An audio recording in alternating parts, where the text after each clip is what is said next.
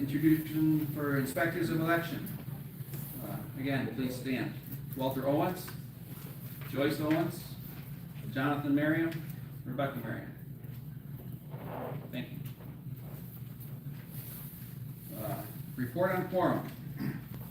Article 4, Section 5 of the Constitution provides that for the purpose of an election or transacting of other business, a quorum shall consist of that number of eligible members present in person or by proxy or ballot, as the case may be, equal to 1/8 of the total number of eligible members, but in no event shall a quorum consist of less than 100 votes.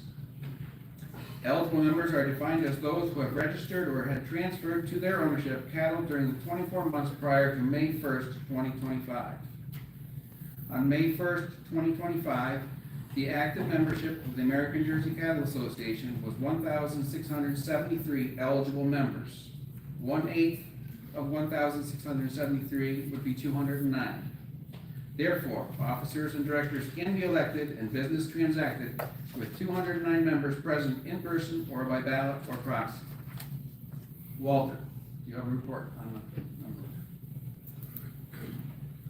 309 AJCA eligible members have voted by ballot, proxy, or both. Therefore, at least 209 AJCA eligible members are present in person or by proxy or ballot, and a quorum is present.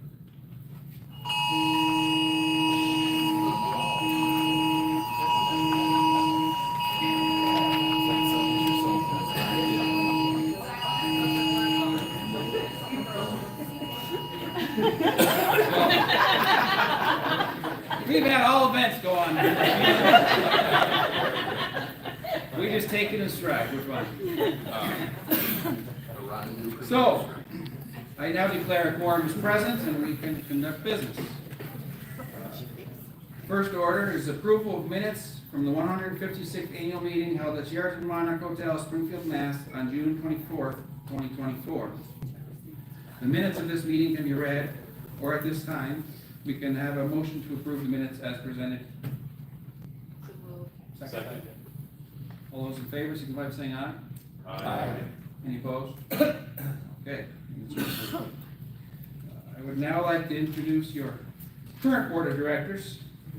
As I call your name, please stand. Joel Albright from Ohio. Tyler Boyd from California. Ted Dement from Illinois. Rebecca Ferry from New York. Ralph Frericks from Texas. Gary Hansen from Oregon was unable to be with us this week. He had a lot of things going wrong because he was getting ready to leave and he did not make it. He did zoom in for our meetings. Jason Johnson from New Hampshire. Cornell Kasbergen from California. Cornell was here for the meetings and flew home, I believe yesterday morning. So. John Maxwell from Iowa also was present for our meetings, but has gone home already. Donna Phillips from Wisconsin. Kevin Lutz, North Carolina. Joe Vanderfels from Pennsylvania.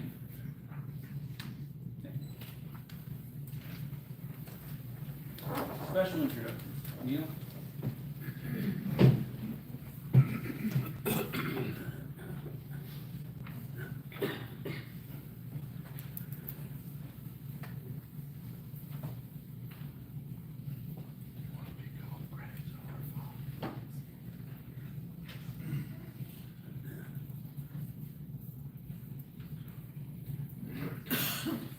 Good morning. Great to see so many out this morning. And I want to try to recognize some friends from our industry who are with us this morning, and I got quite a few categories here. So first of all, I'd like to ask all former AJCA directors and presidents to please stand.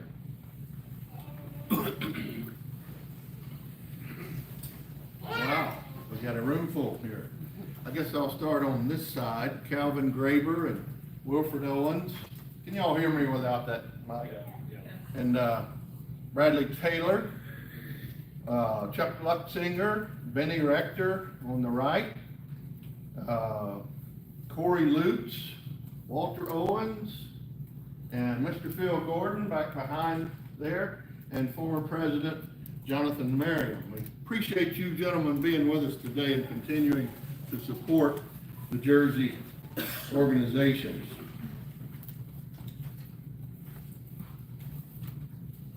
I think we mentioned this last night, but I'd be remiss if I didn't mention, this last year, I think, was the first time Ray Schooley missed one of these in 3 or 4 decades. And we did lose Ray over the winter, and he's a former president of the AJCA. Special guest, Dr. Zhao Der from Council on Dairy Cattle Breeding. And that's be CDCB. When you hear me, you usually are accustomed to me referring to it.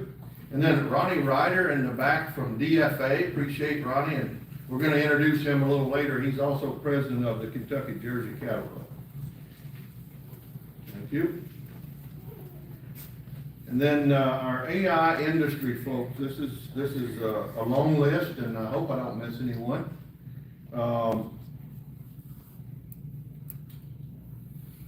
Herbie Lutz, some of them are way in the back.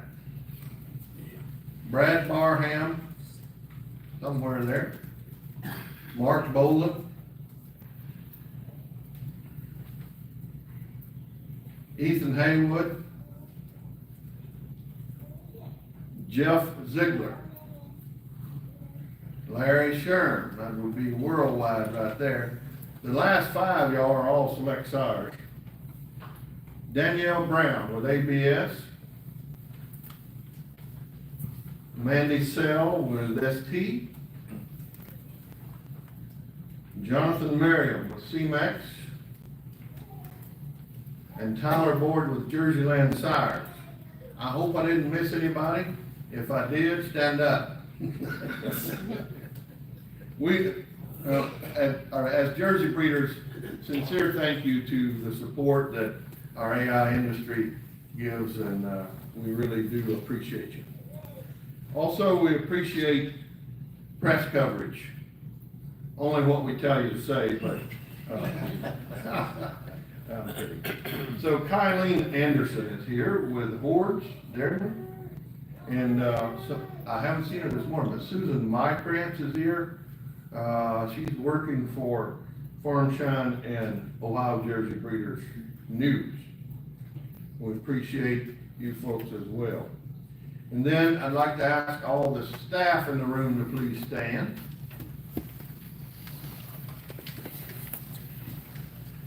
I better not mess this list of names up. Let me see if we, where I need to start. I got a list of names if I, but I gotta make sure I can see everybody here.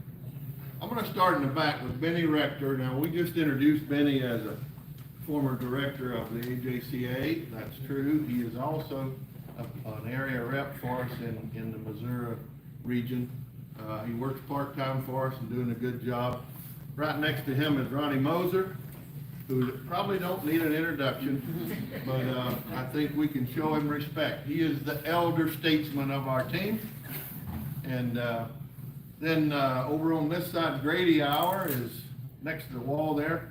You had the opportunity to meet him yesterday as general manager of Natural All Jersey. And then Philip is right next to him, our IT manager. And Greg Lavin coming forward here. Lindsay Lamoureux, vet student at OSU and part-time in our communications department. Over next to the wall again, Kim Billman is our communications director and editor of the Jersey Journal. And we have, what's that guy's name? I wanted to mention, it's actually in my PowerPoint. Scott Holcomb left us for a few months, and he came back, thank goodness, recently, and we're glad to have you back, Scott, as an full-time area rep in the northeast and eastern half of the country. And Then next to him is Vicki White, the longest tenured employee of Jersey today. And she is your treasurer. You will hear from Vicki in a little bit. And then in front of her is Blake Fox. It's about 3 years already, isn't it? Blake's been on our team, and she's doing a wonderful job as my administrative assistant. And then Tracy Hoying is part of our communication department on the front row. She's probably been running around annoying you with a camera quite often. And but we got to get good coverage, and we appreciate that coverage. And then two more. Let's see, over next to the wall, Lori King is Director of Hurt Services, and that's an important role. Covers a lot of territory. She has to wear a lot of hats. That includes all the services that we offer in identification and performance and et cetera. Also, that lady lays out almost all of your type appraisal schedules. And I gotta tell you that takes a lot of detail. And then Kristen Paul, right next to Lori, is our Director of Field Services. So Kristen has probably 13 or 14 people reporting to her. I think we reduced, remember? We did reduce that last year. All of the field staff, part-time, full-time, report directly to Kristen, and she covers Wisconsin and Illinois herself, and she is Assistant Secretary of the organization. So please show these folks a little appreciation. And we're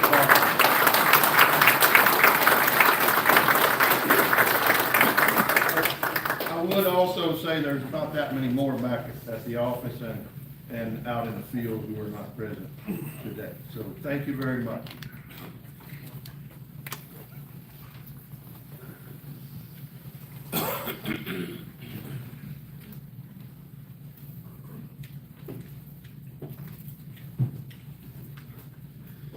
So, my least favorite part of this job. As I stand here before you today, I don't have any motivational speech to inspire you. Don't have any brilliant ideas to present. It's not my farewell address here, John. And we all know that Neil did not get to his PowerPoint yesterday, so I'm going to be brief.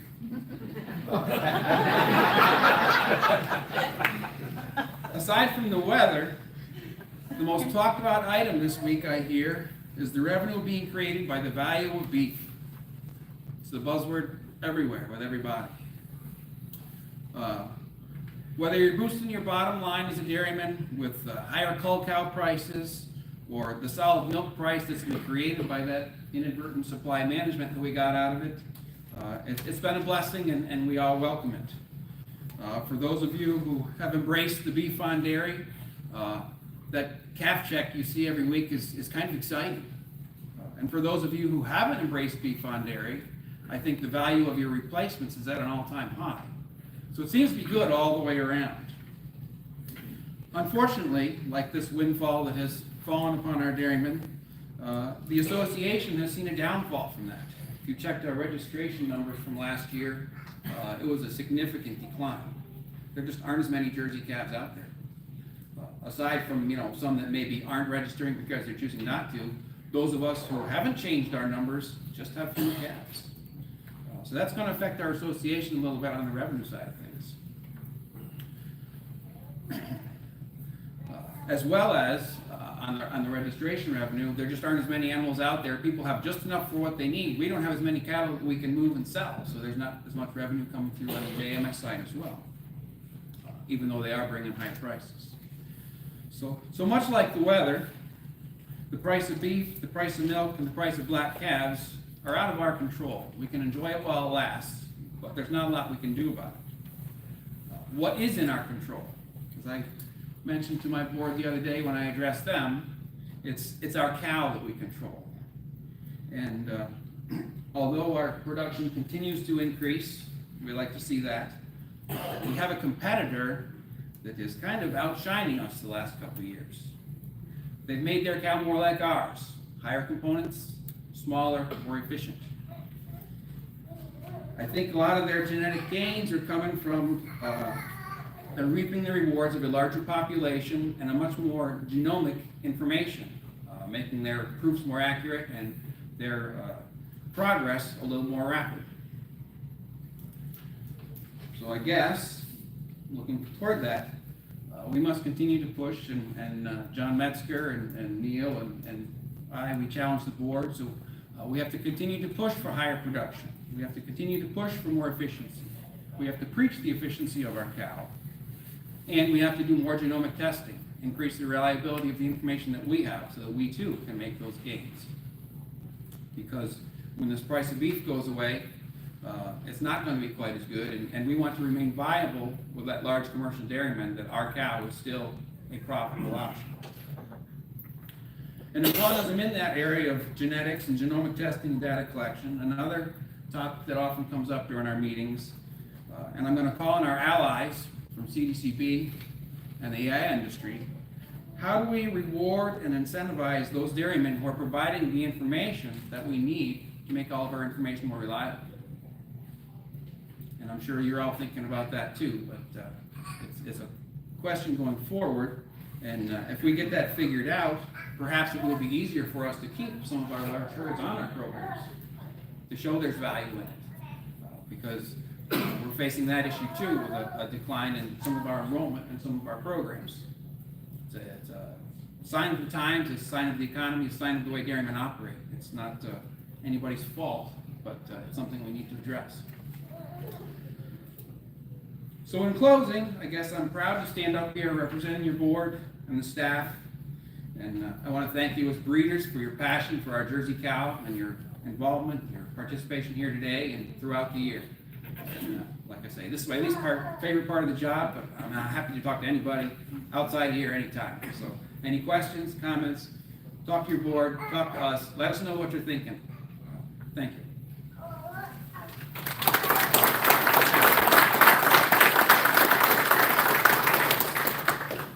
Next up, report of our executive secretary. Oh, No, treasurer, I'm sorry, went off script. Then you should be quicker than me. All right, good morning, everyone. This morning we will be reviewing the 2024 financial statements for American Jersey Cattle Association. The association reported net income from operations of $34,481 for year ended 2024. The financial information is prepared by our certified public accounting firm Tidwell Group. It's contained in the annual reports we distributed this morning, as well as on the US Jersey website.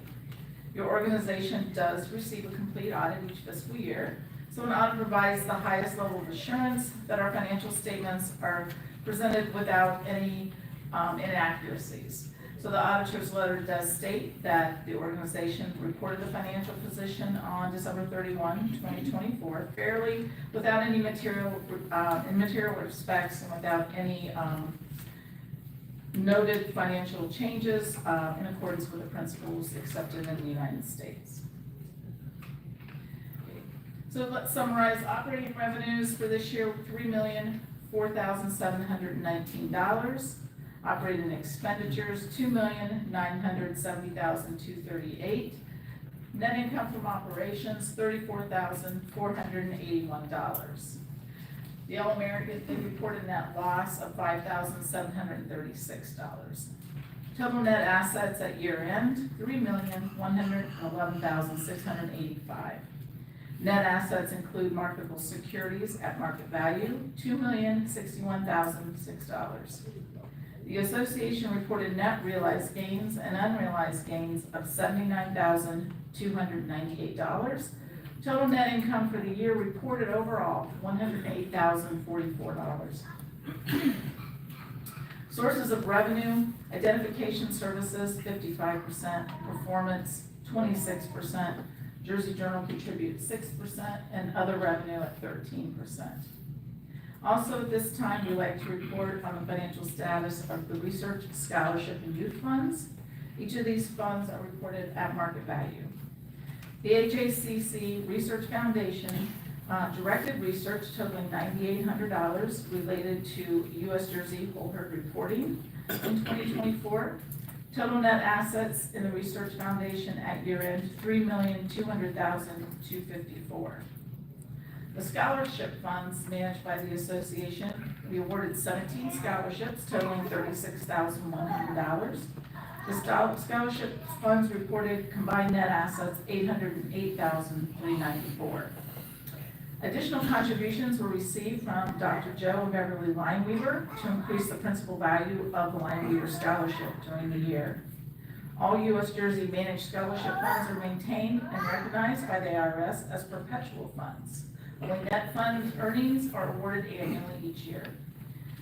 Thank you to many of the members who have contributed in the recent years, some through memorials or just as contributions to continue to increase those funds so that we have additional financial support for our Jersey youth. The Morrissey Core Jersey Youth Fund contributed $8,652 to the 2024 All-American Youth Activities and reported net assets of $152,130. Jersey Youth Academy net assets at 2024 were $684,166. This is the one fund currently that is not set up as a perpetual fund. Our goal is to get there.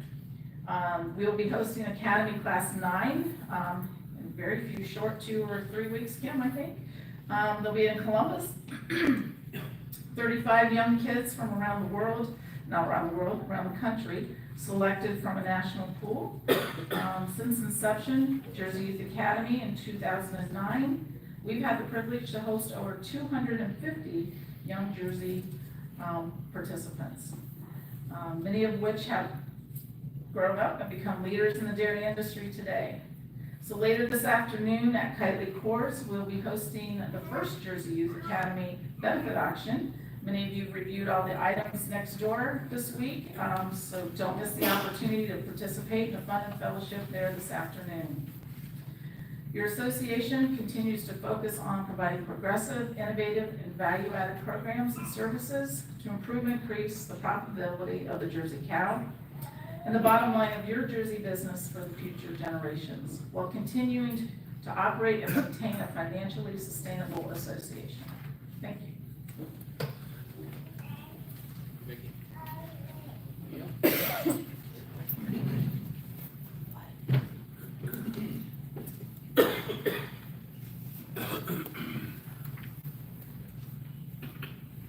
I don't get to switch myself. Nope, I'm in control. Y'all hear that? Kim's enjoying the stroke of power this morning.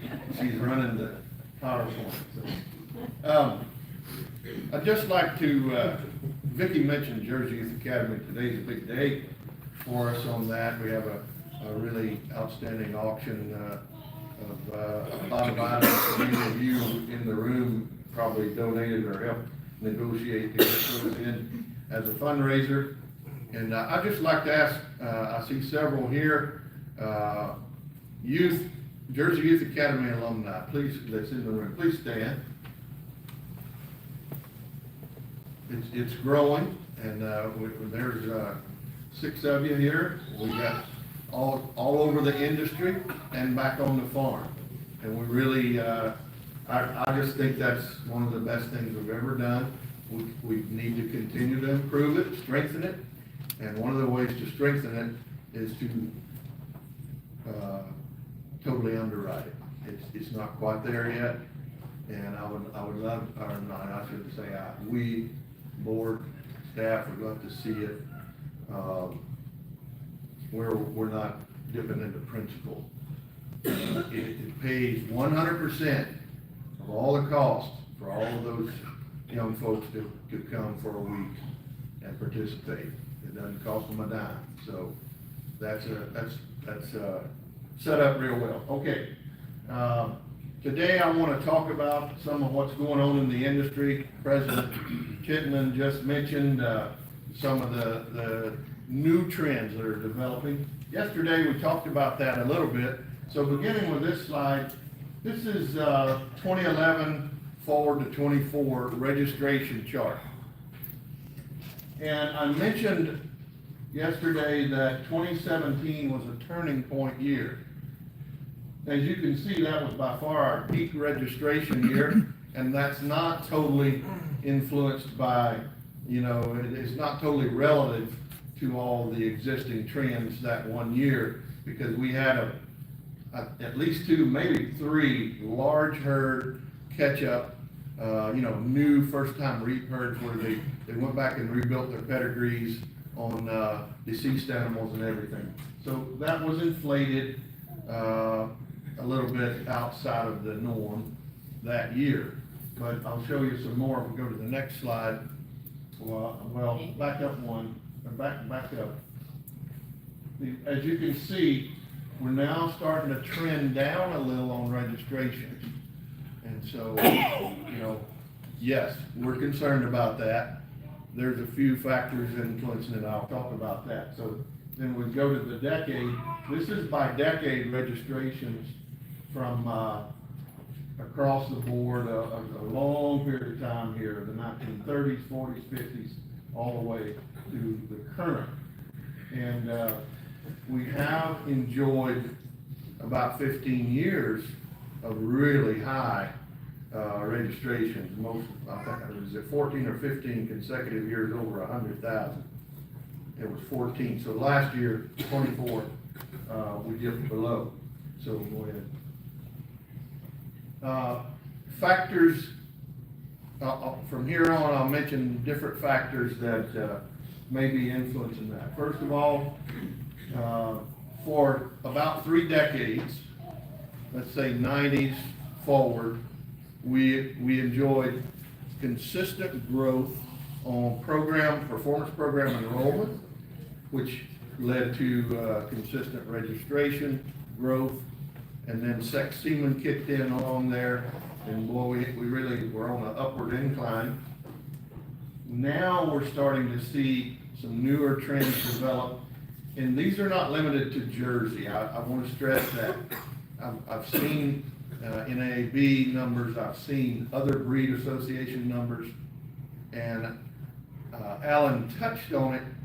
Some of this is herds moving to highly automated equipment and deciding not to participate through, the whole entire industry infrastructure of data collection. Some are deciding to keep that at home. So performance program numbers, still good solid numbers, but not near our peak a few years ago. We're starting to gradually trend down on total cow count. So go to the next one, and the REAP, still the dominant of all those numbers, but we have a lot of herds today. I think there's over 100 herds under 50 cows enrolled on REAP, and so first of all, that is a really good testament for the design of REAP from the get-go in 1994 is for equity across herd size in the pricing. It's a bundle package, but trending down in herd size, average herd size now, because we had about 5 large herds discontinue performance programs in the last 2 years, or about the last 2 years, okay? So, talk about some of what's shorter looking trends. The disruptor for all of these things, and definitely an influencer, is sex semen. And we all wanted sex semen, and we appreciate that the AI industry delivered that. It's a highly valued product for us, but it's changing the way some things are managed, a lot of herds. So that's having an impact. Of course, beef on dairy, I'll get a little more into that. And then what I just mentioned, fewer performance program cows. So this one's gonna get a little busy, y'all. We're gonna put a lot of things up here. We're moving across 100 years. And those of you who know me really well, I can get pretty critical of our federal government sometimes, and I have to kind of, be careful. I'm not gonna get into politics today, but to point out a few decisions by our federal government, some that had greatly negative impact and some they got it right, that have had a great positive impact more recent years. So, and then some decisions by AJCA Board of Directors that have really had it. So, in 1935, Jersey was recording 42% of the registrations for PDCA. The other one was Guernsey. They had about 40%. And then there was a decision made. I don't think we have the plot, but I believe it was in the 44, early 40s. The U.S. military was asked to vote whether they could tolerate 3-5 milk. That was the day we turned, whatever day that date that was, from, that's when we went to standardized fat in the milk. Because, that was one of the primary food sources, dairy products in the military, and they were asked to vote, and they decided they could tolerate 3-5 fat milk. So that was the beginning of standardized for fat. Then, and in somewhere in there in the 40s, we had the Jersey Cream Line program, which for a couple decades was very successful. Our highest registration year prior to the most recent 2 decades was 1953. They had a post-war catch-up, and there was 87,000 animals recorded in the Jersey breed that year. As we move across, you see that top line there really dips when you get into the 60s and 70s. And we sum that up as that's when the dairy industry began to question the profitability of the Jersey cow. I've said it that way, and I got to thinking about that last night. They weren't questioning it. They were saying, this ain't working. Because we had a little tiny cow. She was really pretty, and she had a beautiful shaped udder. And if you study in our boardroom at the office, we have 5 generations across that span across the same 100 years as you have in front of you of the ideal Jersey cows. There's 5 versions, and you are familiar with the more recent ones. But if I took you into that room, all of you who know cows well, you can see that in 1925, they had one wet little machine. She didn't have a pretty udder. It looked a little dysfunctional, but that cow was dairy. And you could just look at her and say, well, wow, that's probably a 20,000 pounder today, And then reading the minutes and everything, it's easy to determine that the board at the time decided they could give up some production to fix the udders. And I'm not criticizing, just recording. I'm just recording here. And so the ideal cow became a smaller cow. You go from this open rib, flat bone, big muzzle dairy cow, and you move across the wall, we have the next 25 years, and they fixed the udder. It got much better. And then the next version, the next 25 years, the udder was almost perfect. And you can't even see her ribs, y'all. I mean, she looks like a beef cow on the side. So then introduced Bonnie Moore, and we started creating something as you changed the way you bred your cows for more production, more performance. We moved forward and made a lot of progress, as you all know, in the last 4 or 5 decades. So all Jersey was introduced along there. Predicted difference evaluation, big impact, Dwayne, big impact. The whole industry, that wasn't limited to Jersey, the entire industry adopted it. And there was resistance to PD That was in 68, I believe. There was a lot of resistance because existing registered herds, not limited to Jersey again, were able to sell all their bull calves if they're registered, or most of them, as breeding bulls. So AI wasn't as prevalent yet. It had been introduced, but, you know, logistics was probably an issue in their industry as well. But we bottomed out, as you can see, in 73. Only 33,000 registrations. That was the lowest year in the last, all these decades across. Jersey Marketing Service was introduced right then. So I want you to note how the board responded at the time. They were on their game. They knew they had to do something. So right here, when we bottomed out, they introduced and began to develop Jersey Marketing Service. Why did they have to do that? You know, today, it's a different picture. We got a lot of auction companies who are happy to market Jersey cows. Why? Because they have a lot of value. At that time, we were struggling to get marketers to pay much attention to the Jersey cow because we're not in demand. And so the board said, well, we're gonna have to market them ourselves. So they started with, boy, those things do not, that's not limited with silencer, is it? So,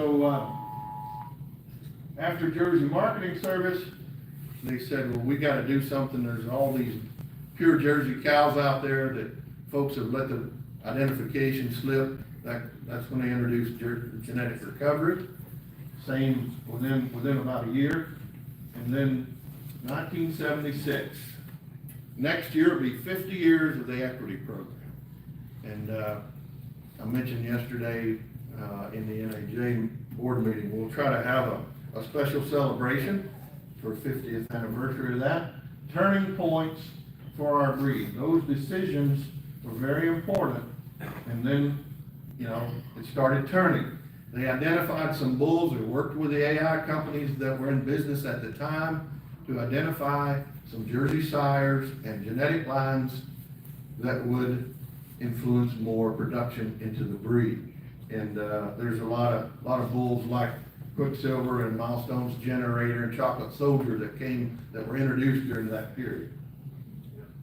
In 94, one of the best decisions for services based on your response to it was the REAP program. That's registrations, equity, appraisal, and performance. It's 30 years old now. So the 30-year rule might even play in here, I don't know. But Jersey Expansion, that's not JX program now. That was females only, and it was added a generation in the genetic recovery count prior to OAs. So a JE animal had to be sired by a registered Jersey bull. It could be out of another breed dam. So it was a half breed and then move forward, but females only. Okay, multiple component pricing really happened to the fullest in 2000. There was one order, the Great Basin order, had component pricing about 10 years prior to that, maybe 8. They don't even have a federal order now, they voted it out. But MCP was another turning point for our breed because of equity in the milk pricing system. So sex semen came in, became commercially available to you along about 08.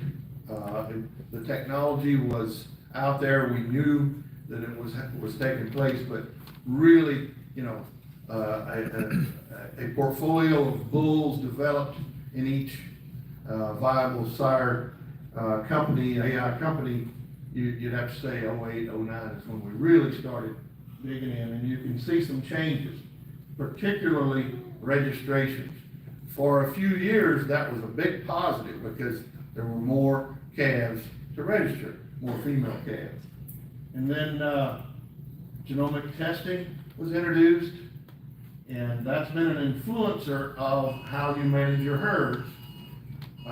Not a negative one, but I think sex semen and then combining that with, so we hit 100,000 right in there, that would be, was it 2011 was the first year over 100?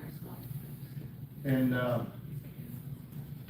you can see we had a big spike, and that would be 2017 at the top. And, genomic testing was introduced. Now, there's two, she just popped up there. Just, let's hold it right there for a minute. We got whole milk removed from public school lunch program, but we got outlawed trans fats. So your federal government done something wonderful for us in outlawing trans fats. They got it right. That's why your butter fat is worth what it is today. That's the turning point. Huge impact, huge impact. But then they had to go and take whole milk and 2%. It's not even available in the school lunch program. Now, a little later, we have a resolution we'd like you to consider about that, because it looks like we're getting close. We need a little more push, but I think it's made it, I know it's through Congress, and I think it got out of committee a few days ago in the Senate, and the president has said he would sign to at least allow whole milk and 2% fluid milk, as a choice back in the school system. But that one has hurt our industry. That's not limited to Jersey. Okay, 184,000 so far is the peak for registrations. I mentioned about new, go ahead. New trends, we gotta move along. So, Stacey, no, don't go to that one yet. You had a question on the other day, my finger's Is getting it touchy? on. Well, Yeah. get your finger off. So right now, we're at 13% market share in domestic semen sales. That's 2024. You see the trend, folks. 2017 is the highest bar on this chart. And, it seems to be a turning point, and it looks like that's where you begin to say, man, I gotta capture that value of those beef calves. It's just too good. And of course, we understand that, but one of the unintended consequences is it's had a negative impact on our registration count, just opportunity cost. You're not making as many heifer calves. And, we were at 15% market share back in 17 and 18. Now we're down to 13%, here at the end of through 24. That's a trend now. You know, you got several years there, just boom, dropping just a little bit each year. Go ahead. So what changed and on the other side? Go back. It's kind of jumpy, I know. Now you believe me, don't you? The other day, they were picking on me because he jumped. This is 2017 through 2024. In 2017, NAB members reported domestic beef semen sales of 2.5 million. Now, the beef world didn't start breeding AI all of a sudden. You did. You started breeding beef semen to Jerseys and Holsteins, etc. And this is a perfect storm, I guess you could say, because on the one side, it's having a negative impact on our registration count, but on the other side, it's having a great positive impact on your income. And I don't blame you one bit. I got some of them at my house too. But look what's happened. It's almost 10 million now. In 24, NAB reported 9.7 million units of beef semen marketed domestically. I think almost all that difference went in dairy cows. That's what it looks like. Because, I mean, it makes common sense that a rancher in Montana with 1,000 head out on open range is not gonna breed them AI. You know, that's not very practical. And that's why they don't. And then if you've ever hemmed one of those beef cows up, You gotta have a good shoot. Here's by breed, that same information, broken down by breed. Oh, I didn't even touch it again. anytime. Angus, dominating, you would expect that. Simmental, crossbreds, Limousine, Charolais, Red Angus across. Wagyu makes the chart. But we've seen some shift. This is, I think this is, 2019 through 24. And you can, if you study that, you can see some breeds flip-flopping across there.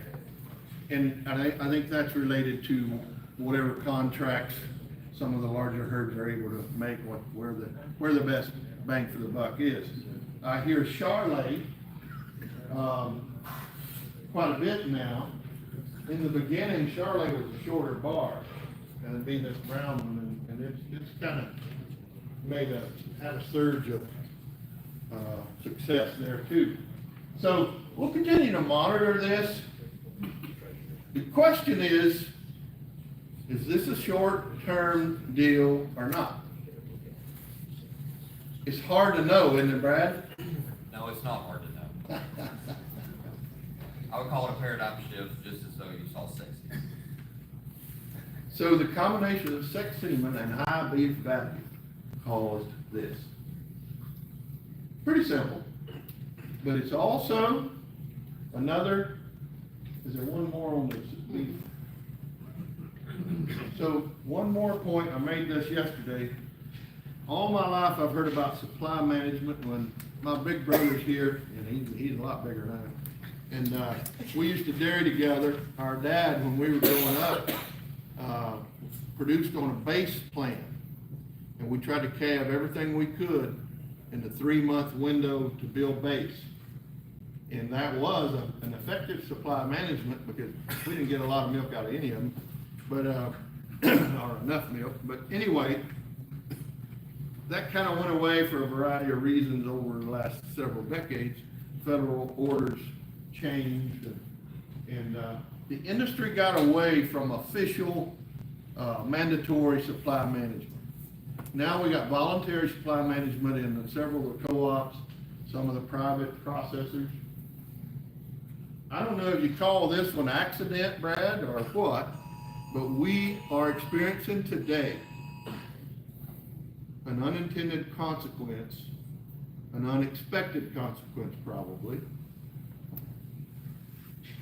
The combination we just talked about is acting as a supply management for the industry.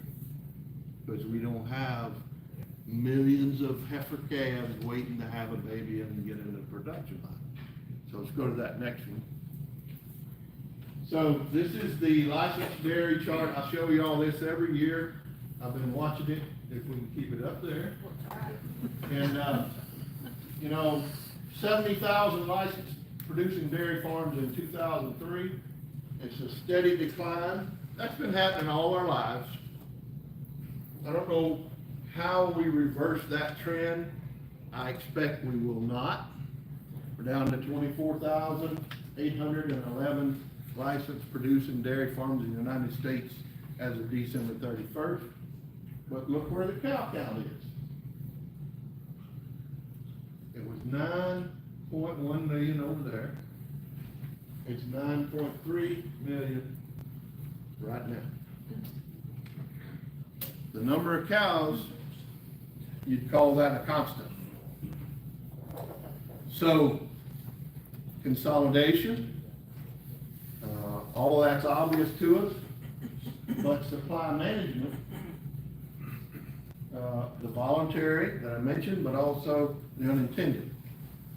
I tell you, it's driven the price of cows up, and it's also, the beef value drives the price of cows up because of the salvage value. So we'll move on, but keep in mind, we have supply management in place right now, as long as you can keep that beef value. So, when I think about the Jersey organizations, to me, AJCA is in the middle, and these other sections or sectors are contributors and influencers to our business. And, NAJ we talked about yesterday, JMS yesterday, breed-sponsored events. Question for you.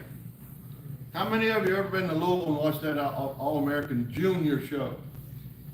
Most of the room. All-American Open show, same bunch.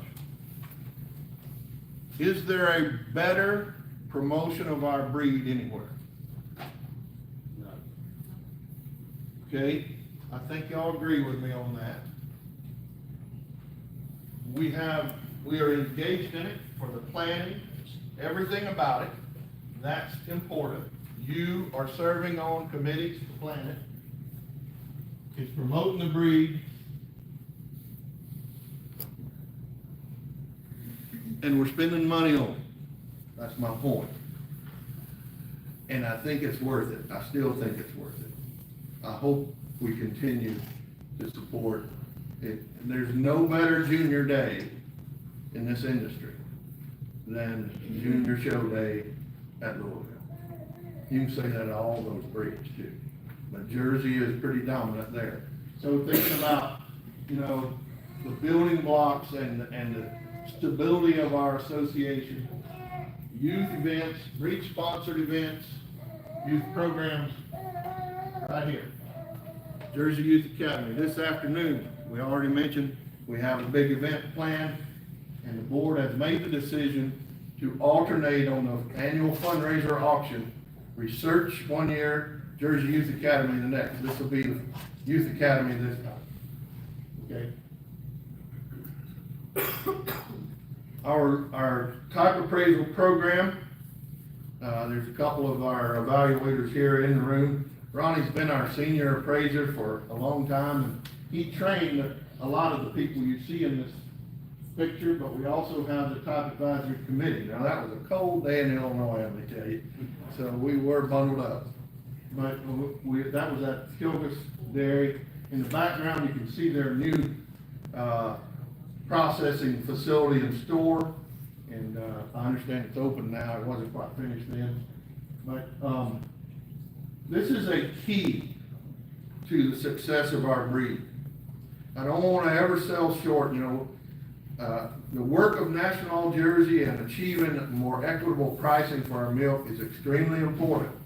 But if we didn't change this cow, we wouldn't have a room full of folks.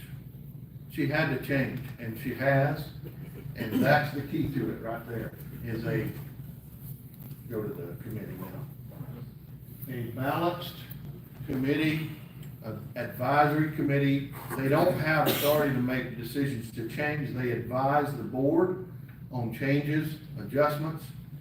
There's some current type advisory committee members in the room. Please stand. Got 3 of them right now. They're up here. Wade Kesnick is here, Kevin, and Joel. We have Grant Allen from California. So what we've tried to do, there's 5 dairy producer seats here, and we try to have a balance of herd size. So that'd be Christie, Trent, Wade, Kevin, and Grant. Joel currently is the breed improvement chair, and that's from the board. And so that person, whoever's the breed improvement chair, serves as a liaison back to the board. And Jimmy Hufford is our technical advisor. Michael Hurst is currently the AI representative we've always had since the implementation of this committee and its current structure and design of it. We've always had at least one AI person on the committee for industry input. That has worked well. The structure of this committee has really reaped positive dividends for the program.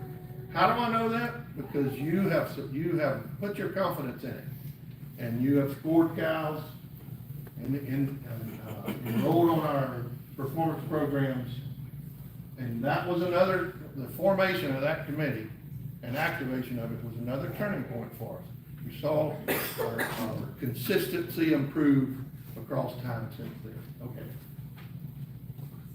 Wrapping up, we've had a lot of really good employees across town, folks. And, last year at this time, I had to report some retirements in the previous year. And we can't do this forever, but, Eric Metzger worked 32 years for the Jersey organizations, and he retired last fall. We had a little celebration party for him, and that was just a photo out in the parking lot. But Eric, was very, very detailed, and we're gonna miss him, not just in NAJ. He did a lot, he wore a lot of hats, and there was a lot of institutional knowledge that went out the door with him. So, he had a distinguished career with Jersey, and I just felt like we needed to mention him today, because we miss him in the office and his expertise. Grady Hour, you had the opportunity to meet yesterday, is the new manager, general manager of National Jersey. And after Eric retired, we promoted Lori King to Director of Herd Services. She had been assistant to Eric in Herd Services for, as long as I can remember. And then, of course, Scott Holcomb came back, and we're thrilled when he made that decision. Strengthened our field staff again. And I think I wanted to put that map up. At the close of the meeting today, this goes into effect. What you approved last year, in the amendment to the Constitution. So we'll move to 3 districts for AJCA and 4 directors from each district. It'll take, beginning this year with this election, it'll take 4 years to fully vest that, so that we would have 3 new ones coming on each year, 3 retiring out or terming out, so any questions about the new redistricting? I think we've published it and got it out there pretty well, but if there's any questions, now would be a good time to ask. Okay? That goes in effect today. I want to thank you for the opportunity to work for you another year. It's a labor of love. I really, I love the Jersey breed as the cow as a breed, but I love the people. You make this fun. Thank you for the opportunity.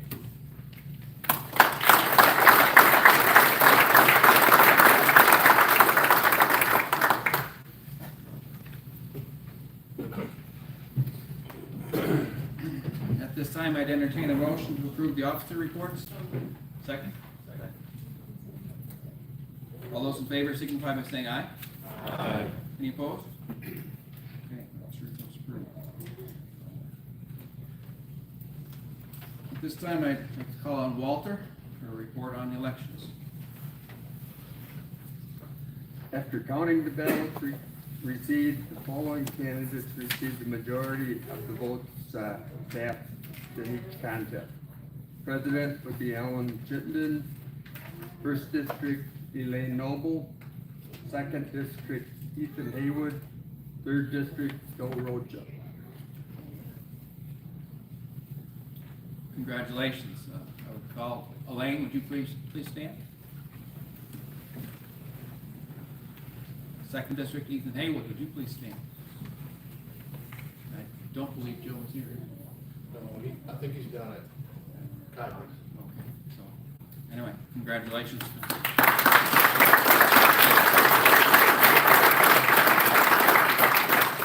Looking forward to you two serving on the board with us.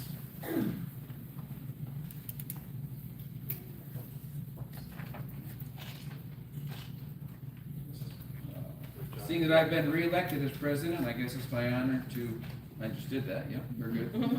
Neil. So, Call on the retired directors. okay.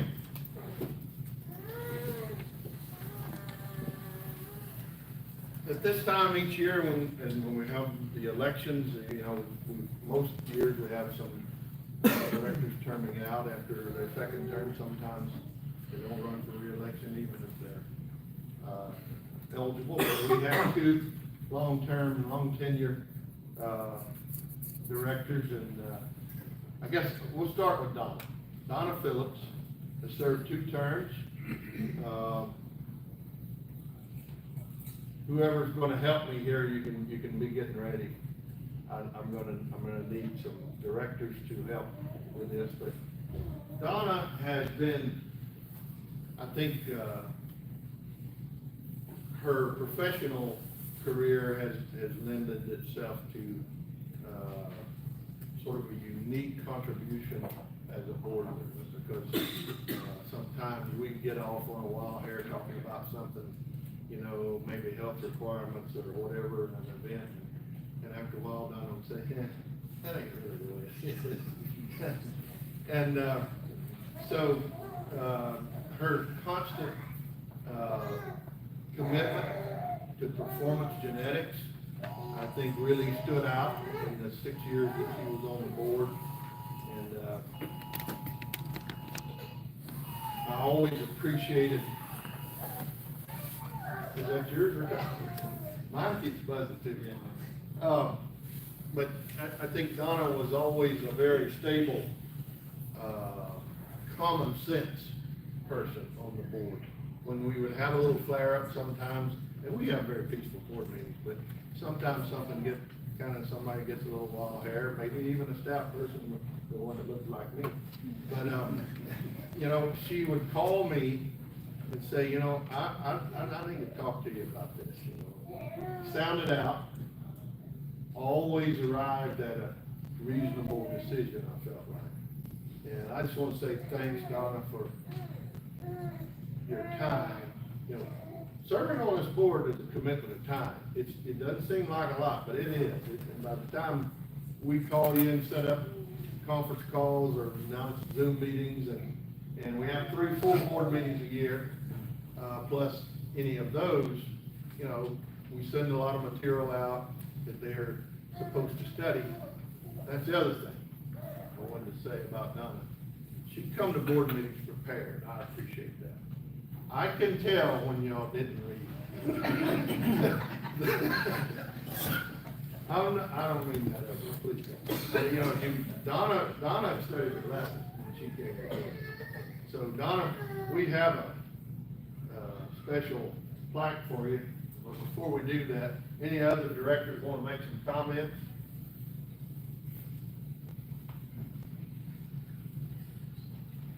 I guess, of course, we all know Donna being from Wisconsin, but, of course, she grew up in the great state of Illinois. And, so, in fact, we grew up together, showing and things, and I know everybody's like, surely Donna's not as old as Ted is. Anyway, we do have some similarities. There's, we were both born into great Jersey families, and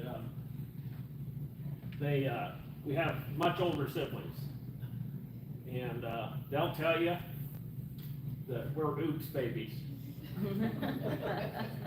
I just like to say, you know, they were just waiting to get things right. And now I know, I'm not sure how Don and Shirley did. There's a lot still to be determined there, but Donna's mom and dad sure hit a home run. They, when it comes to Donna, she's selfless and just wonderful contributor, and we will miss you greatly. So, thank you.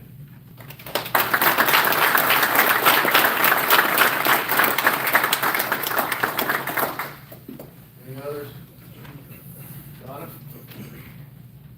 We'll give you the opportunity to make any comments you want. I had something kind of prepared when Ted said there and told me about being the oops baby, and I remembered that I have 3 older brothers, and they, my aunt once asked my dad what my, what the name of my youngest brother was, and he said Dennis, and the next one's Damn It, so I always said it was a good thing I was a girl. 6 years ago, when Walter, talked to me about joining the board. He had a couple of comments for me, and I was a little hesitant to get on the board, for the simple reason I wasn't sure I was gonna be able to make that commitment. That I would be able to find people to get enough the cows so I could get here to the meetings and be a contributor. I didn't want to be the one that was, nope, sorry, I can't make it.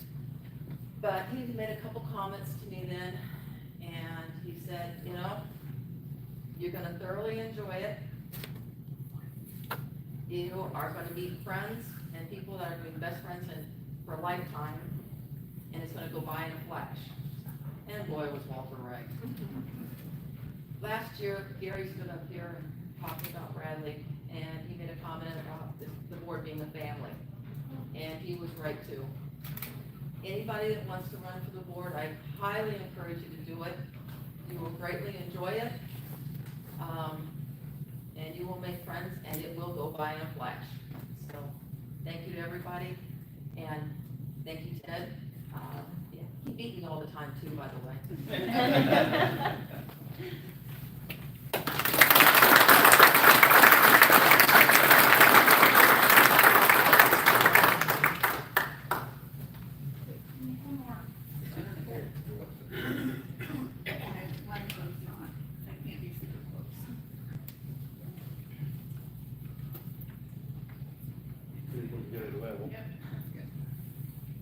Hope it's working just slightly. Smile.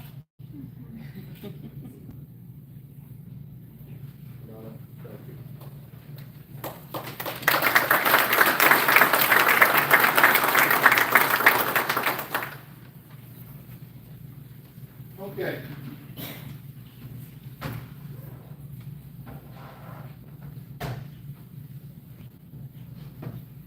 So now we have Joel Albright, who has also served consecutive terms on the AJCA board. I should have mentioned, Donna has been chairman of the IDIT committee on the board for what, 2 years or 3? 2 years. Joel has been chairman of the Breed Improvement Committee for several years. I'd have to look how long. So that usually works out, the senior board members wind up being the chairs, but anyway, leadership is the word that applies here for both of them. Joel, he has kind of a unique background, VOAG teacher, I guess, school teacher, for 17 years, and he brought, again, a little different perspective to our boardroom. And sometimes when things would get a little intense, I could always count on, you didn't have to even give him a signal. Joel was kind of like the calming effect. He always, I've never heard him raise his voice or inflict any punishment on anybody, but he's always steady Joel. And you could always count on him to offer some reasonable common sense to things. Also, I view Joel as an innovative person in his home operation. They adopted the robots pretty early. And how many you got going now? 9 robots. They also have one of the highest producing herds in the country. And he's been very progressive breeder genetically. Got kids in youth programs that are standing out, and we're gonna miss Joel, but we recruited him. He just ran for election on the NAJ board and was elected yesterday, so we're gonna keep him around a little while at least. So, Alan, which one of y'all, other board members, anybody wanna make some comments? I don't wanna nominate this.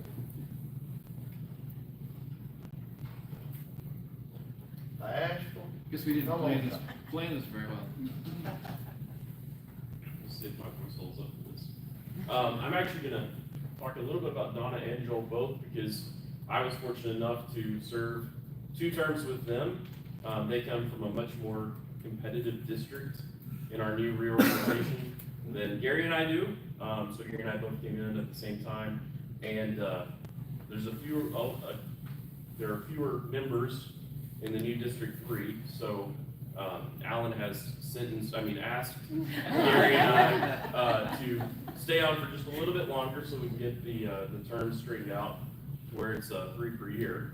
So they're leaving us behind and going on to bigger and better things. But coming on to the board as one of the younger members, to put it politely, it was nice to have both Donna and Joel on there. Both of them have a quiet leadership. They're not afraid to speak up when the time calls for it, but they also choose their words carefully. In Joel's case, sometimes that's because the internet connection at the farm's not the greatest. So it can be a little bit spotty, but I think he's finally got that figured out.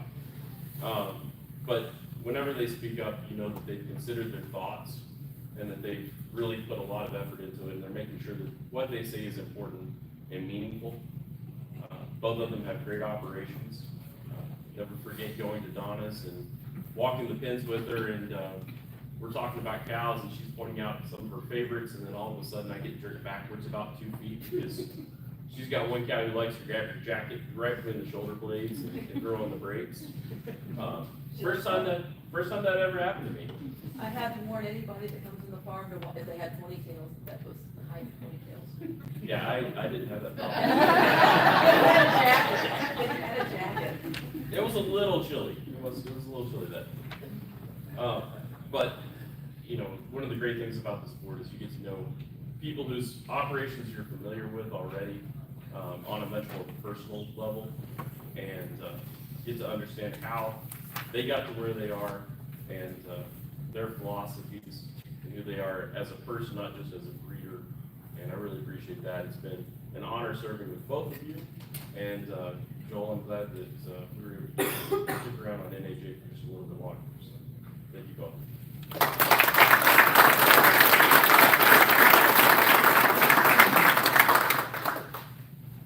Joel, you got it, you wanna make some comments? Well, I'd just say thank you for the opportunity to serve on the board. It's definitely been a situation where I probably got more out of being on the board than I contributed. And a few people I should thank. I should start with my parents. Just like everybody here, it's a challenge to get here, but it's been a big deal to get here. I think this is 10 years in a row. Mom and Dad have made it so that we could get here. It's nice that Mom and Dad both made it here this year. Everybody on the board, I've enjoyed the friendships that we've made. That's probably the thing that I look back on that was the biggest deal. The Jersey cow is a very good cow. We've got plenty to do to make her better. But she's a very good cow. And I am sure the new board will keep making that go in the future. Thank you.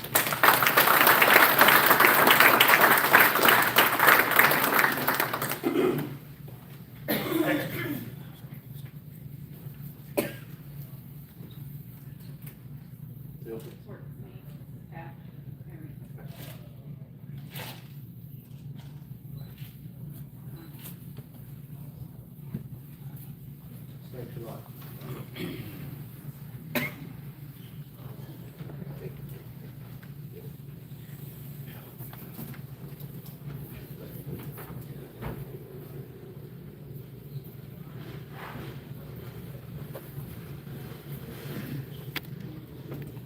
I think I caught up with some of our other candidates and told them, before we got the election results, win, lose, or draw, it's a plus for the organization to have people who want to serve, want to be involved, are willing to put their name out there and run. So thank you for those who didn't win. And I guess under the new format, they can run every year if they like. But thank you, because elections help generate interest and it's really a good thing. Okay, moving on my agenda here, is there any old business we need to bring up before the meeting here? Hearing none? Any new business anybody wants to bring up?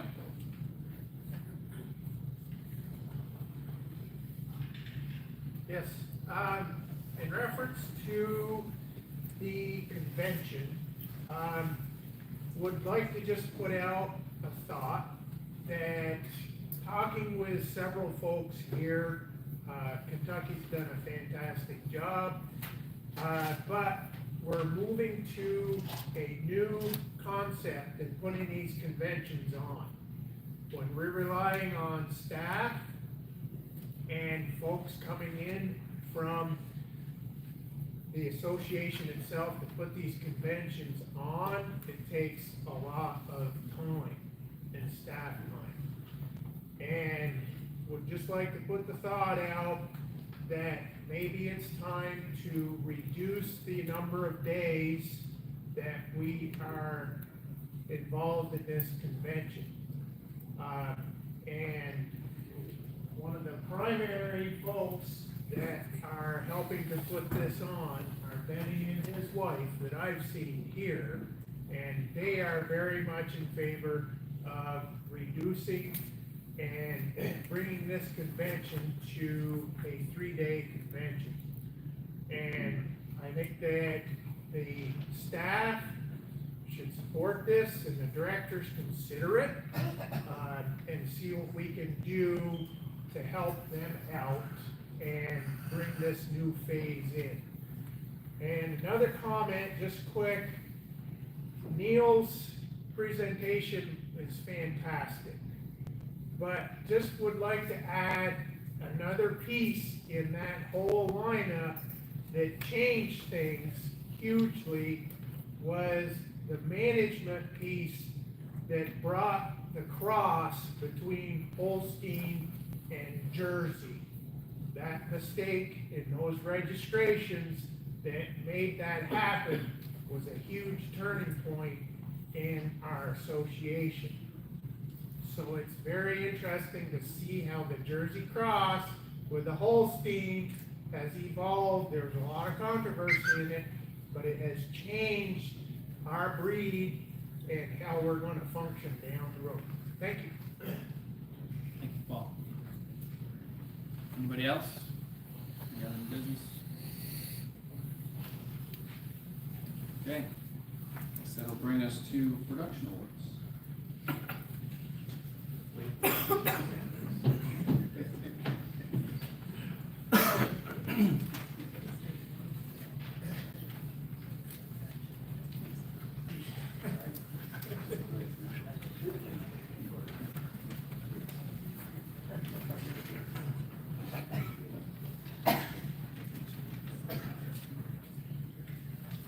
Okay, I'll try to do this efficiently. We'll have, Kim will be putting some information on. When I get to the Leading Living Lifetime, I think you'll find that list on the back of your agenda, the green sheet that was on your seat. But first, I want to begin with the President's Trophy. It was first presented in 1923 to the cow completing the high actual fat record during the year. Since 1990, it has been awarded to the cow completing the top record for ME pounds of protein. This year, JX Red Top Altamontra, owned by Red Top Jerseys, Hillmar, California, is the 24 recipient of this trophy with a ME of 1,331 pounds of protein on that lactation. Her actual production for that lactation in 305 days is 28,350 pounds of milk, 1,433 pounds of fat, and 1,109 pounds of protein at 2 years and 9 months of age. She had an ME of 35,070 of milk, 1,708 pounds of fat, and the 1,331 on the protein. Congratulations to Red Top Jerseys. I don't know if anyone is here from the ownership of that one. Hillmar Cheese Trophy is next. And this trophy is presented to the cow with the highest yield of 38% moisture cheddar cheese, calculated from actual production of no more than 305 days completed during the contest year. Being recognized today is the 24 winner, JX Evergreen Gus 4. At 7 years in 305 days, she produced 4,267 pounds of cheese. She is sired by Ferrier Brothers Gus Fring 3 and is owned by Evergreen Dairy in Antigo, Wisconsin.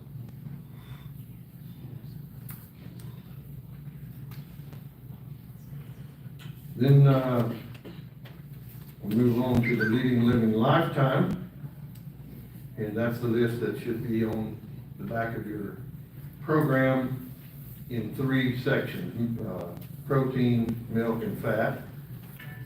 We should have the top 10 in each category there. I'm not going to read all that off, but I'm going to try to summarize for you. It just so happens that the same cow has all first place in all 3. I'll get back to that in a moment. The Leading Living Lifetime Production Contest recognizes cows alive as of December 31 of the contest year that have produced a minimum. See, we have to put a minimum out there nowadays to keep the list from being too long. 225,000 pounds of milk, 10,000 pounds of fat, 8,000 pounds of protein. Only DHIR production credits are used to calculate the standings, and of course, breeders have to nominate cows so that we have the current completed lactation sent in from the DHI. Those present today should come forward if you're here. I'm going to try to get through this effectively. So I'm going to skip. I'll come back to the winner. I just want to point out the Lawton family has 6 different cows on this list. Quite impressive. Quite impressive. Other farms represented, Cinnamon Ridge has multiple cows on the list. Silver Spring Farms, Heather Lord has one cow on the list, and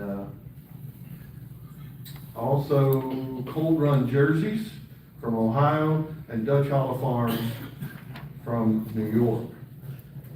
And if anyone is here representing any of those herds, we have certificates that Vicki can provide. If not, they'll be mailed to you. Now I want to talk about first place in all 3 categories is Oakfield T-Bone Vivian. Excellent, 96 points, owned by Kevin and Annetta Harrington, Danville, New York. Dansville, sorry. I heard somebody correct me. Old eyes, I couldn't see the S, sorry. So, in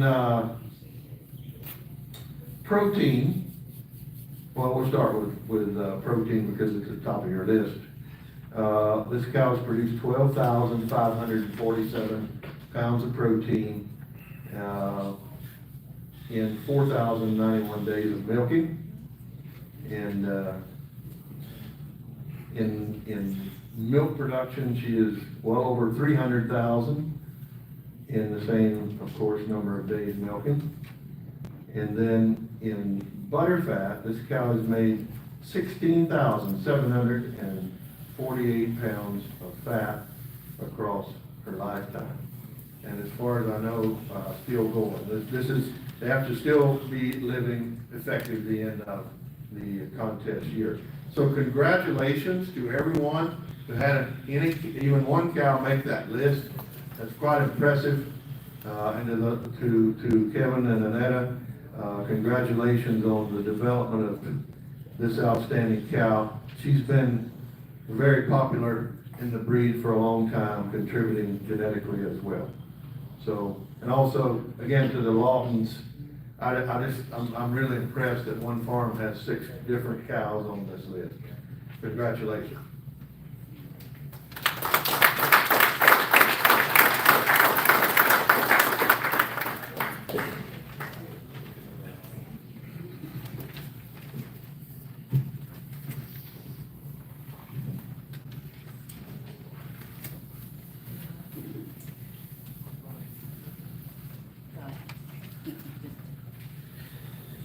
No, that's fine.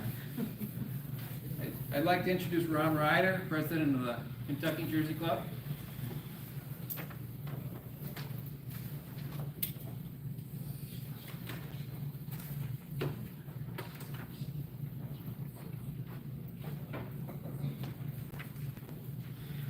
Well, mine will be kind of short and sweet, but we are glad to be able to host this year. It's been certainly a great opportunity for me. I'm embarrassed to say, I guess, this is the first one I've ever attended, but I've really been impressed with all the information that Neil and the staff have done. Little history of Kentucky as far as jerseys go. We have had some national champions, reserve national champions, some junior champions, and things that come out of the state. Some are still owned in the state, some have been sold to other people. But one unique thing I'd like to just mention is in 1965, I think I got my year right again. 1965, UK, University of Kentucky, had a real good jersey herd back in the 60s, 70s. They, it's actually on the ground that we are here today. Coldstream Farm was the UK farm. And then development came in and wanted to trade some land, so they purchased land on down the road here where Coldstream dairy herd moved to. But actually, you know, you're walking where we're maybe national champion cow walking today.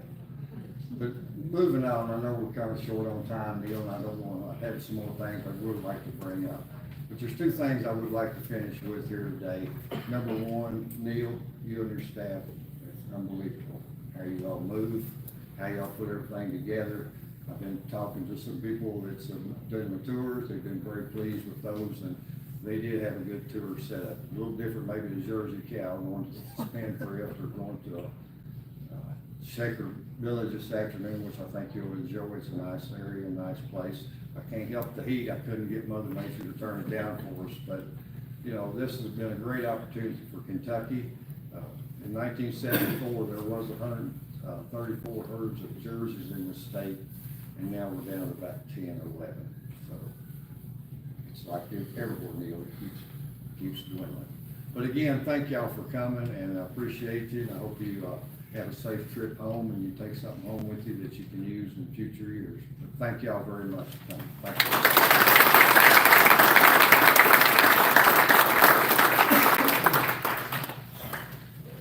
Next, I'd like to call on Jason Johnson for maybe a few words for Dairy Shrine.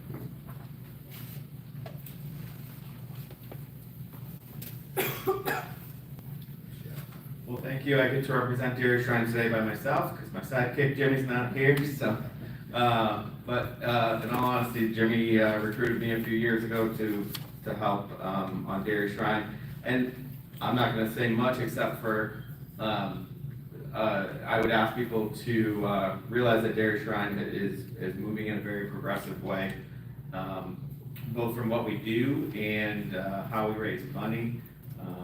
We have a very large donation this year to set up another scholarship at the end of this year that you'll hear about.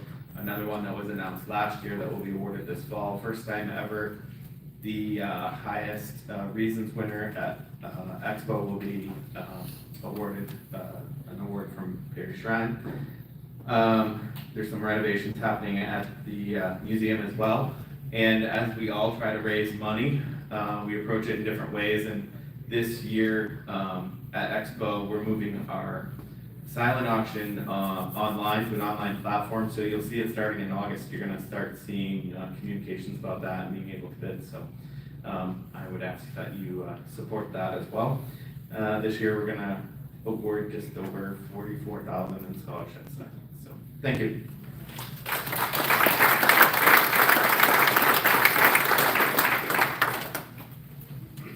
Okay, I'd like to introduce our current National Jersey Queen, Emma Townsend.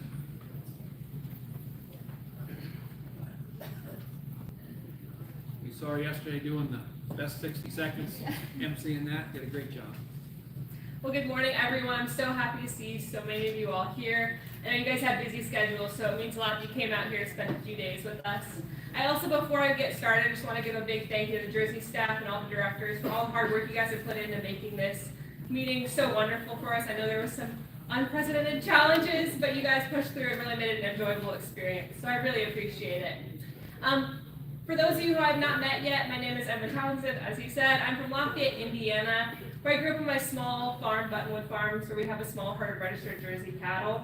I'm also going to be a rising senior at Purdue this year, and I'm majoring in public health with the goal to attend medical school. Hopefully, we'll see, but that's the goal. And so I still remain involved though with the dairy industry. I'm a member of the Purdue Dairy Judging Team, and also remain involved with the Purdue Dairy Club. And I'm also super involved on the home farm and hoping to continue to improve our genetics. That's what I'm really passionate about. But I've been honored to serve as the National Jersey Queen this year, and as part of my platform, I've served to answer the question, why jerseys?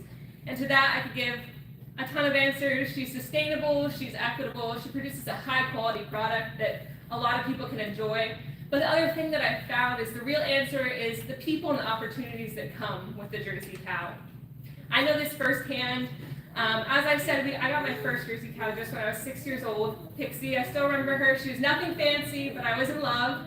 And so I got involved as soon as I could, showing and judging at 4-H. And so I was always passionate about it, but we didn't come from a big show background. And so it really meant a lot. All the Jersey breeders were always super welcoming. And as you guys know, they're some of the nicest people you'll ever meet.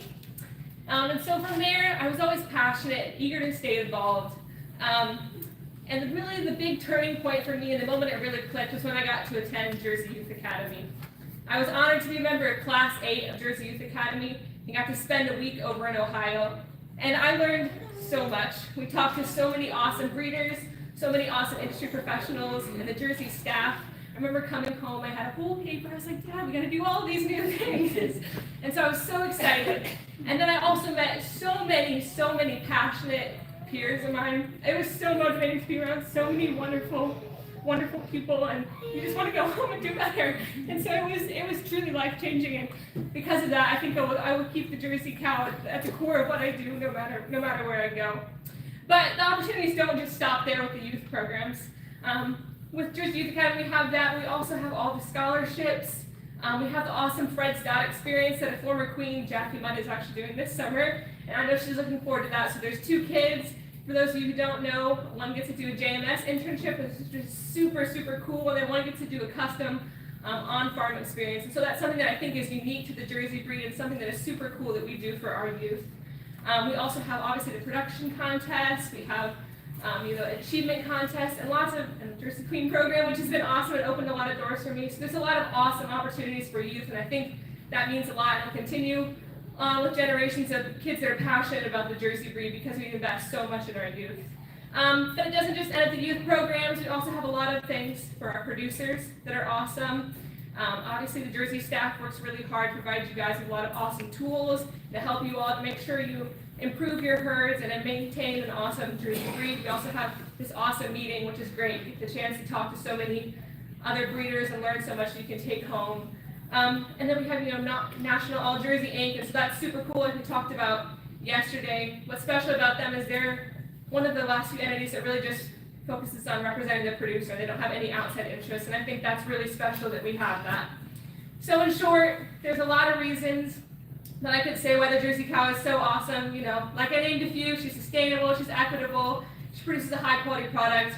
What I really learned, what makes her so special, is the awesome Jersey breeders and enthusiasts behind her that continue to work to improve the little brown cow and provide opportunities for generations to come. So I want to thank you all for welcoming me with open arms and allowing me the chance to represent you all as 2024 National Jersey Queen.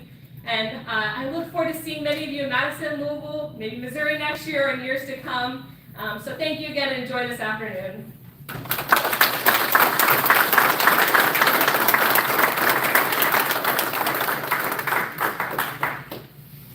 Thank you, Emma. I don't know what she had that script for. She didn't need it. Very well done. Moving along, I'd like to thank our annual meeting planning committee. As noted, had to put a few directors, appoint a committee, got a few directors leading that. Some staff that was critical, but Joe Vanderfelt and John Maxwell were the chairs of that committee. Joe did most of the legwork there, and he's been the one getting to speak up all the meetings today, but Joe did a great job. Thank you, Joe.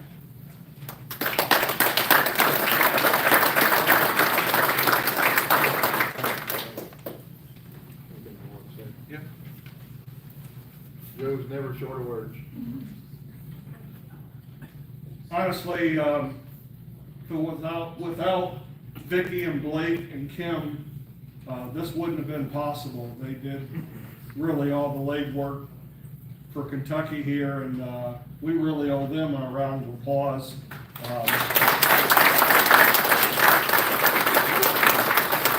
It was an honor to serve, certainly, and this is the new format. Paul, I'm not against the 3 days. It's discussed quite often in board meetings. How do we shorten this up? And so it's always on our minds. But I do appreciate all the help that we've received this week from board, breeders, and also staff. So thank you.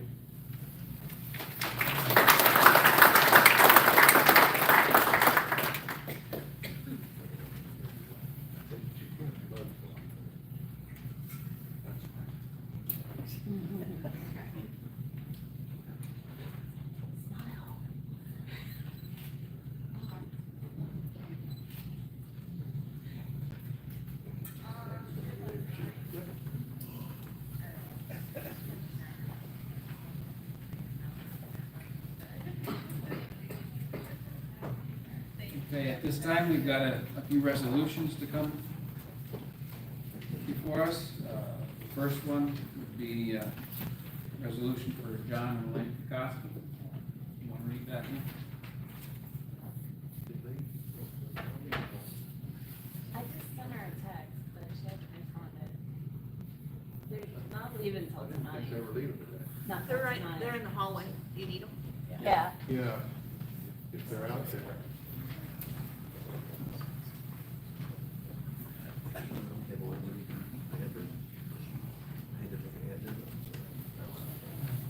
What? When they get in there, she thinks they're out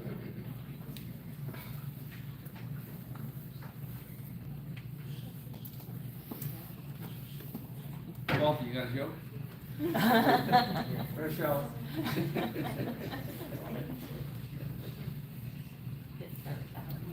Could go ahead with this one. Not fine, go ahead. I'll go ahead and read it even though they're not here. Whereas the Jersey Youth Academy is a premier educational program designed to inspire and retain the next generation of Jersey breeders and dairy industry professionals through careers, and whereas John and Elaine Kokoski made a significant financial contribution to Jersey Youth Academy, affirming their long-standing support for youth development and the future of the Jersey breed, and whereas their generous investment will provide meaningful opportunities for young people to learn, grow, and lead within the dairy community, ensuring that the values and vitality of the Jersey breed continue for generations to come. Now therefore be it resolved that the Board of Directors of the American Jersey Cattle Association hereby extends its deepest appreciation to John and Elaine Kokoski for their extraordinary generosity, leadership, and unwavering commitment to Jersey youth, and be it further resolved that their contribution be permanently recognized as an enduring legacy to education, excellence, and the advancement of the Jersey breed. Presented this 28th day of June, 2025 at the 157th annual meeting. Signed.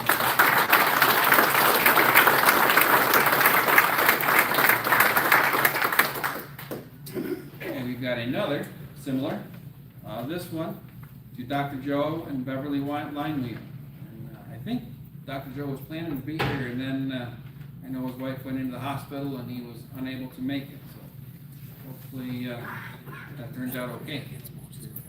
So I'll go ahead and read this one.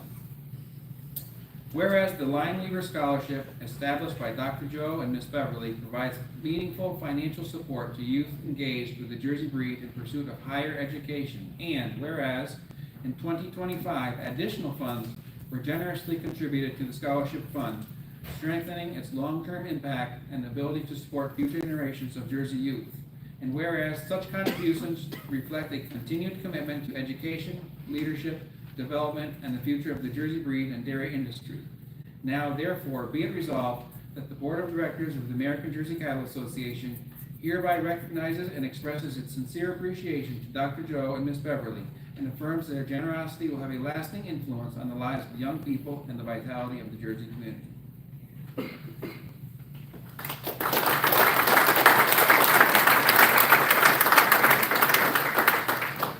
We have one more resolution to come before, and Neil, yeah, you go ahead and read that, Joey. So you'll handle that. Yep. Other part. Yep. Okay, yesterday in National All Jersey meeting, we talked about the whole milk for Healthy Kids Act, and I think Dr. Norman suggested, why don't we pass a resolution, and he offered some help with that. So appreciate Dwayne's help, and this is what we come up with. Whereas both whole milk and 2% milk are nutrient-rich beverages that provide essential vitamins and minerals, including calcium, vitamin D, potassium, and protein, which are vital for children's growth and development. And whereas a growing body of research and expert recommendations recognize that whole and reduced fat milk can be part of a healthy diet for children, supporting strong bones, satiety, and overall nutrition. Whereas the Healthy, Hungry-Free Kids Act of 2010 restricted schools to offering only low-fat and fat-free milk in school meal programs, effectively removing whole and 2% milk from the menu.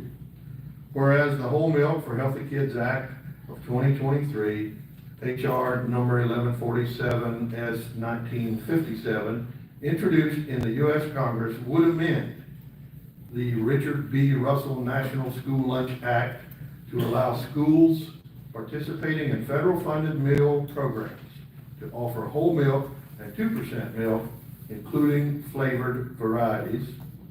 Whereas restoring the option to serve whole and 2% milk gives schools and parents greater flexibility to meet children's dietary needs and preferences, potentially increasing milk consumption, improving nutrition, and reducing food waste.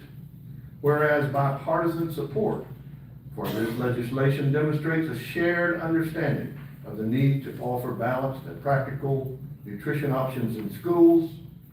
Now, therefore, be it resolved that American Jersey Cattle Association and National All Jersey Incorporated expresses its strong support for the Whole Milk for Healthy Kids Act of 2023 and urges its passage to reinstate the availability of both whole milk and 2% milk in school meal programs. Be it further resolved that American Jersey Cattle Association and National All Jersey Incorporated encourages members of Congress to support this legislation and empower local schools to offer a fuller range of milk choices to meet students' nutritional needs. Be it further resolved that copies of this resolution be distributed to local, state, and federal elected officials, including members of the U.S. House and Senate committees on agriculture and education. I would entertain a motion to approve that resolution as read.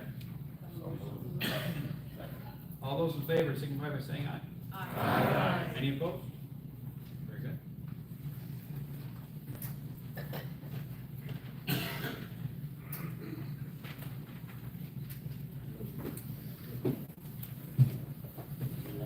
Okay, all right, invite Janice or Benny or both to come forward. I think I got drafted into this by default. You can speak from there if you want. We'd like to invite all of you to come to Springfield, Missouri next June 19th through the 23rd, and don't hold me to those dates, because I'm. 16 through 20th. 16. 16 through 20. Okay, 16 through 20. We have an active program. We're planning on attending College of the Ozarks, have a day planned at Bass Pro Shop. Some of the big things, it's the 100th anniversary of Route 66, which will be going on through next summer. And it's the 50th anniversary of the equity program, which we plan to celebrate. So please, all come visit, and we will enjoy your company.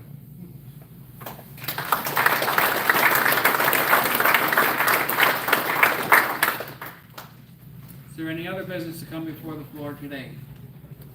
I want to thank you for the resolution. That is, whoever wrote that, fantastic job.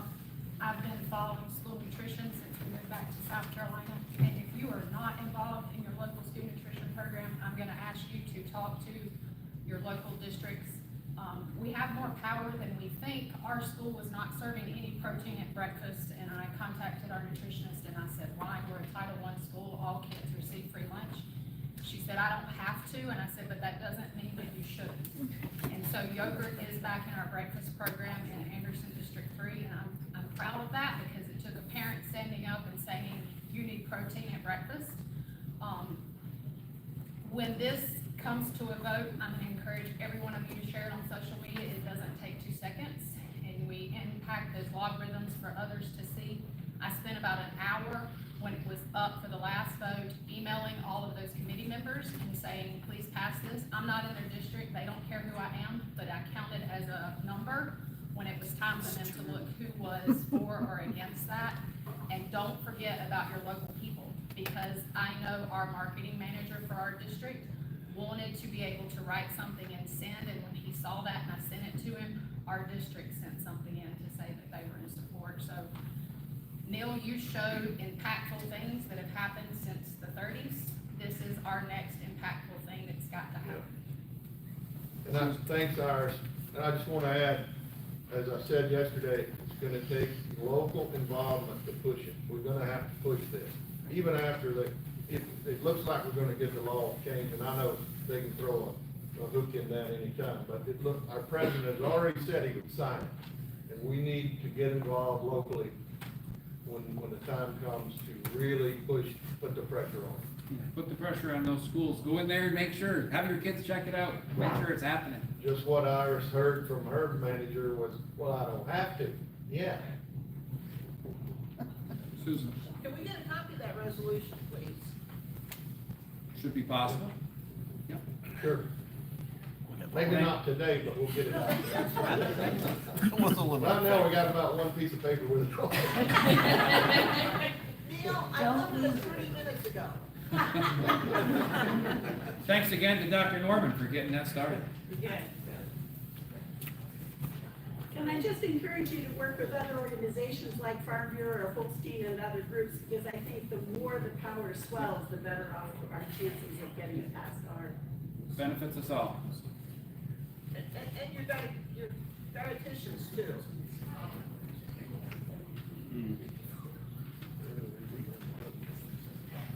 Anything else? If not, I'd like to call upon Joe again. You got any announcements for today?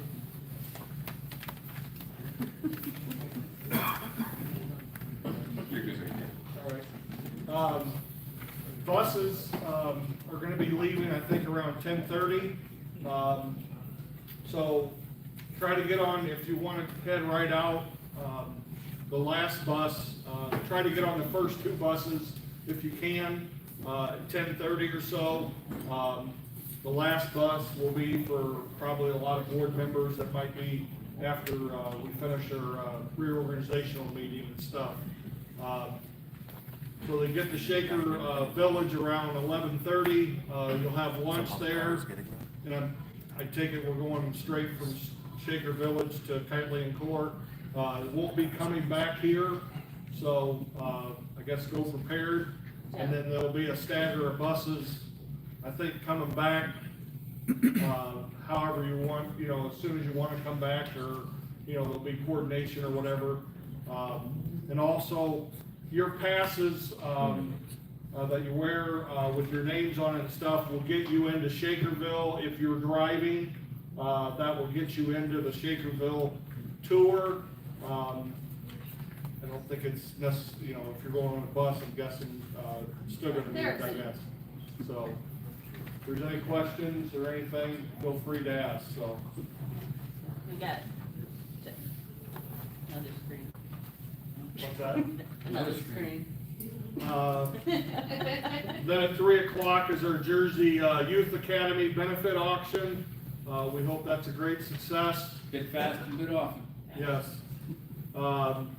At 5:30, we have dinner, and then at 6 o'clock will be the Dreaming of the Triple Crown sale for Kylie and Core jerseys.